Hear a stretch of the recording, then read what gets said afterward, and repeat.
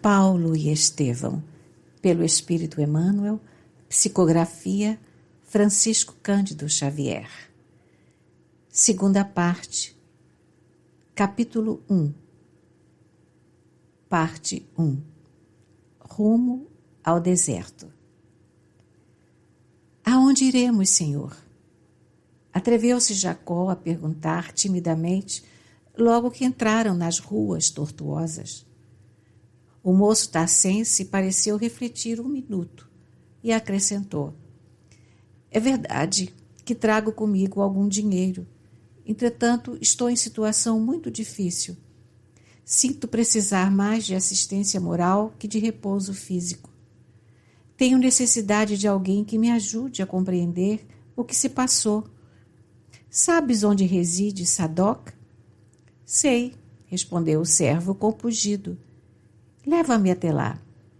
Depois de me avistar com algum amigo, pensarei numa estalagem. Não se passou muito tempo, e eis à porta de um edifício de singular e soberba aparência.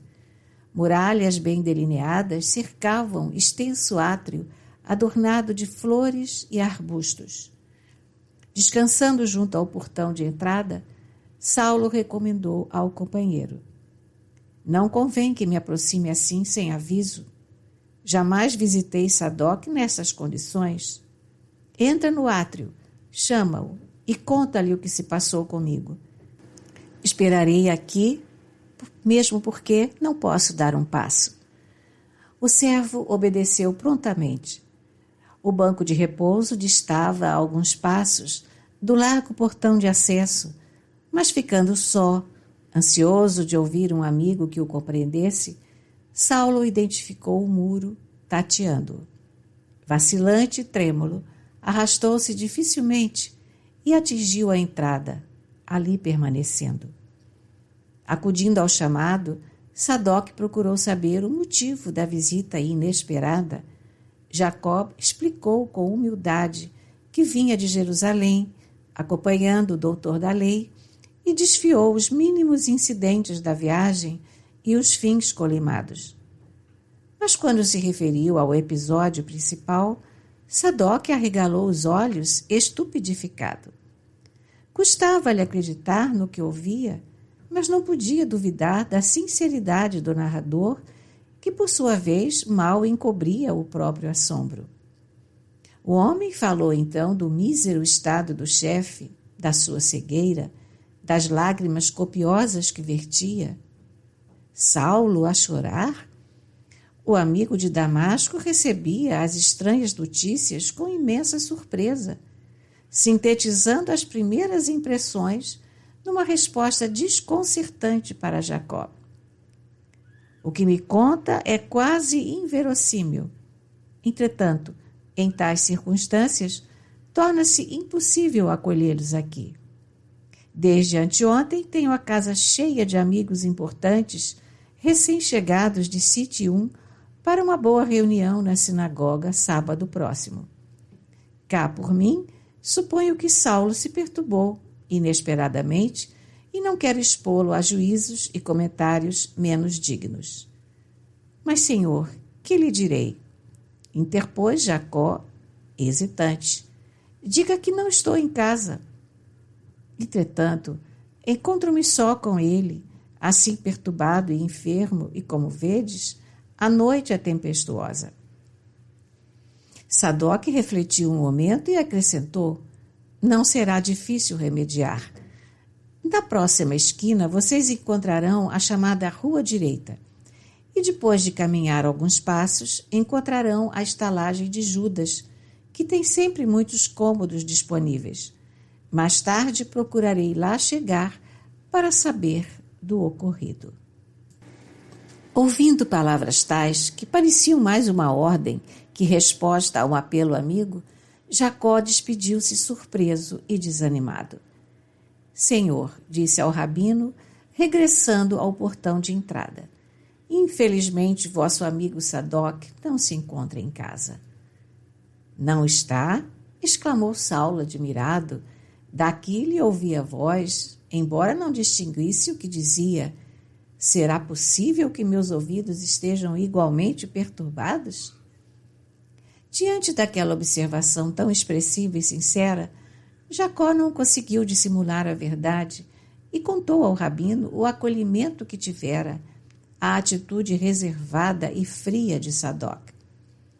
Seguindo as pisadas do guia, Saulo tudo ouviu, mudo, enxugando uma lágrima.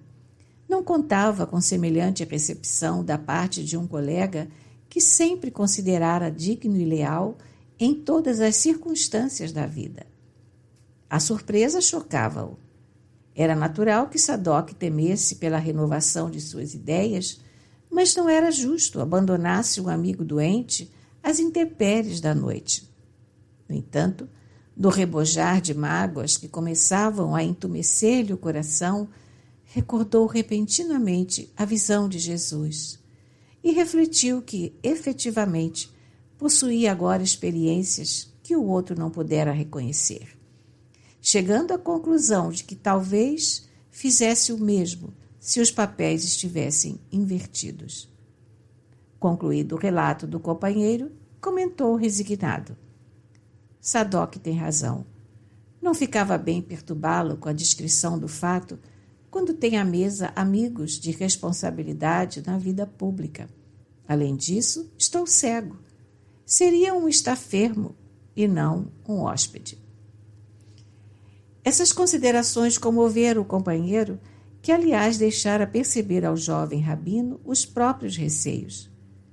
Nas palavras de Jacó, Saulo entrevira uma vaga expressão de temores injustificáveis. O procedimento de Sadoc talvez lhe houvesse aumentado as desconfianças.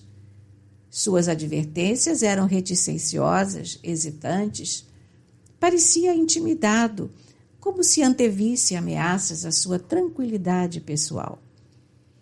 Nos conceitos mais simples, evidenciava o medo de ser acusado como portador de alguma expressão do caminho. Na sua amplitude de senso psicológico, o moço tarcense tudo compreendia. Fora verdade que ele, Saulo, representava o chefe supremo da campanha demolidora. Mas, de hora em diante, consagraria a vida a Jesus, assim comprometendo a quantos deles se aproximassem, direta e ostensivamente. Sua transformação provocaria muitos protestos no ambiente farisaico. Pressentiu nas indecisões do guia o receio de ser acusado de algum sortilégio ou bruxedo. Com efeito, depois de convenientemente instalados na modesta estalagem de Judas, o companheiro falou-lhe preocupado: Senhor, pesa-me alegar minhas conveniências, mas, consoante os projetos feitos, preciso regressar a Jerusalém, onde me esperam 2 filhos, a fim de nos fixarmos em Cesareia. Perfeitamente, respondeu Saulo, respeitando-lhe os escrúpulos. Poderás partir ao amanhecer. Aquela voz, antes agressiva e autoritária, tornara-se agora compassiva e meiga, tocando o coração do servo nas suas fibras mais sensíveis. Entretanto, Senhor, estou hesitando, disse o velho, já picado de remorso. Estás cego, necessitais de auxílio para recobrar a vista e sinto sinceramente deixar-vos ao abandono. Não te preocupes por minha causa, exclamou o doutor da lei, resignado. Quem te disse que ficarei abandonado? Estou convicto de que meus olhos estarão curados muito em breve. Aliás, continuou Saulo como a confortar-se a si mesmo. Jesus mandou-me entrar na cidade a fim de saber o que me convinha. Certo, não me deixará ignorado o que devo fazer. Assim falando, não pôde ver a expressão de piedade com que Jacó o contemplava, desconcertado e oprimido. Entretanto, malgrado a mágoa que lhe causava o chefe em semelhante estado e recordando os castigos infligidos aos seguidores do Cristo em Jerusalém, não conseguiu subtrair-se aos íntimos temores e partiu aos primeiros albores da manhã. Saulo agora estava só. No véu espesso das sombras, podia entregar-se às suas meditações profundas e tristes. A bolsa, farta e franca, assegurou-lhe a solicitude do estalajadeiro, que de quando em quando vinha saber suas necessidades. Mas em vão o hóspede foi convidado a repastos e diversões, porque nada o demovia do seu taciturno insulamento. Aqueles 3 dias de Damasco foram de rigorosa disciplina espiritual. Sua personalidade dinâmica havia estabelecido uma trégua às atividades mundanas para examinar os erros do passado, as dificuldades do presente e as realizações do futuro. Precisava ajustar-se à inelutável reforma do seu eu. Na angústia do espírito, sentia-se de fato desamparado de todos os amigos. A atitude de Sadoc era típica e valeria pela de todos os correligionários que jamais se conformariam com a sua adesão aos novos ideais. Ninguém acreditaria no ascendente da conversão inesperada. Entretanto, havia que lutar contra todos os céticos, de vez que Jesus, para falar-lhe ao coração, escolhera a hora mais clara e rutilante do dia, em local amplo e descampado, e na só companhia de 3 homens muito menos cultos que ele, e por isso mesmo incapazes de algo compreenderem na sua pobreza mental. No apreciar os valores humanos, experimentava a insuportável angústia dos que se encontram em completo abandono. Mas, no torvelinho das lembranças, destacava os vultos de Estevão e Abigail, que lhe proporcionavam consoladoras emoções. Agora compreendia aquele Cristo que viera ao mundo principalmente para os desventurados e tristes de coração. Antes, revoltava-se contra o Messias Nazareno, em cuja ação presumia tal ou qual incompreensível volúpia de sofrimento. Todavia, chegava a examinar-se melhor agora, aurindo na própria experiência as mais proveitosas ilações. Não obstante os títulos do Sinédrio, as responsabilidades públicas, o renome que o faziam admirado em toda parte, que era ele, senão, um necessitado da proteção divina.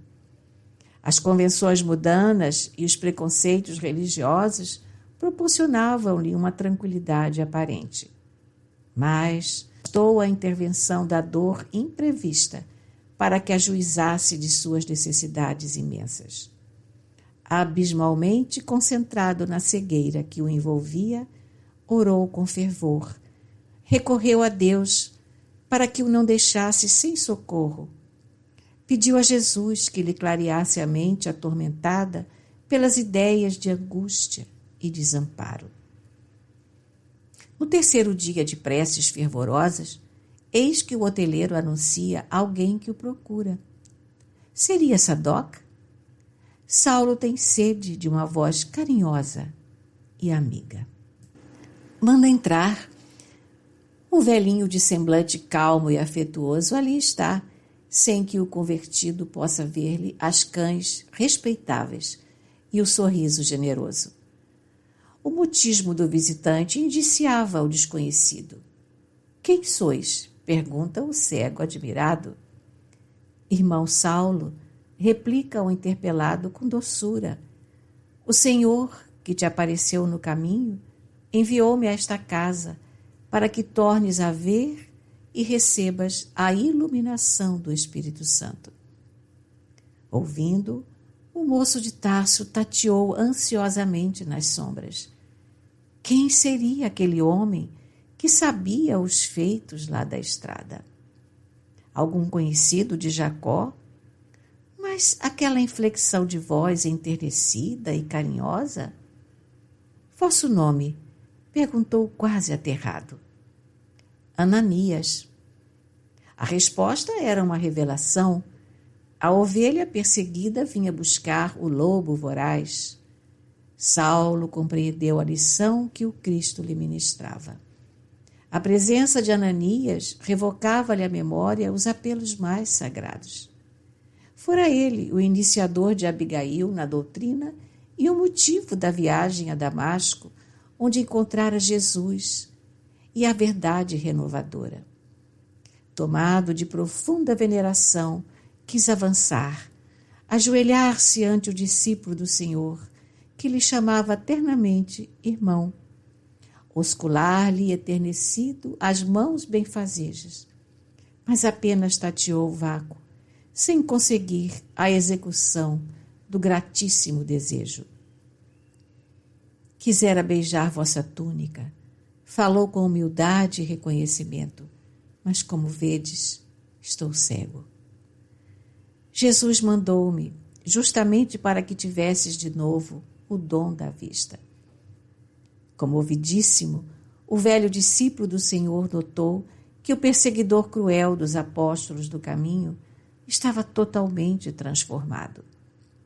Ouvindo-lhe a palavra plena de fé, Saulo de Tarso deixava transparecer no semblante sinais de profunda alegria interior. Dos olhos ensombrados manaram lágrimas cristalinas. O moço apaixonado e caprichoso aprendera a ser humano e humilde. Jesus é o Messias eterno. Depus minha alma em suas mãos. Disse entre compungido e esperançoso: penitencio-me do meu caminho. Banhado no pranto do arrependimento sincero, sem saber manifestar o reconhecimento daquela hora, em virtude das trevas que lhe dificultavam os passos, ajoelhou-se com humildade. O velhinho generoso quis adiantar-se, impedir aquele gesto de renúncia suprema, considerando a sua própria condição de homem falível e imperfeito. Mas, desejando estimular todos os recursos daquela alma ardente em favor da sua completa conversão ao Cristo, aproximou-se comovido e, colocando a mão calosa naquela fronte atormentada, exclamou: irmão Saulo, em nome de Deus Todo-Poderoso, eu te batizo para a nova fé em Cristo Jesus. Entre as lágrimas ardentes que corriam dos olhos, o moço tarsense continuou contrito: digne-se o Senhor perdoar meus pecados e iluminar meus propósitos para uma nova vida.